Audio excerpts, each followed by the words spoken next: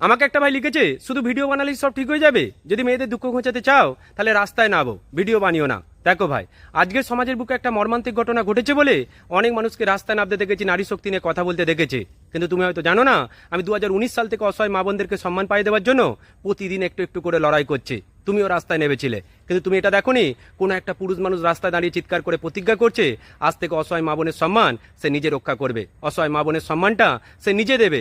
আসলে আমরা এরকমই পুরুষ মানুষ। পাশের বাড়ির বউটাকে তার স্বামীটা মারতে মারতে মেরে ফেললেও আমরা কানে তুলো লাগিয়ে নিজের ঘরে শুয়ে থাকি, অন্যের সংসারে ঢুকবো না। কিন্তু সেই মেয়েটার মৃত্যুর খবর পেলে দোকানে ছুটে যায়, মোমবাতি মিছিল হয় বলে।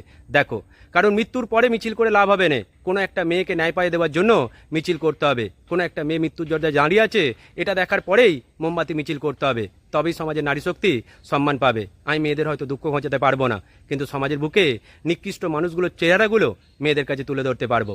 এটাই আমার উদ্দেশ্য। ভালো থেকো ভাই।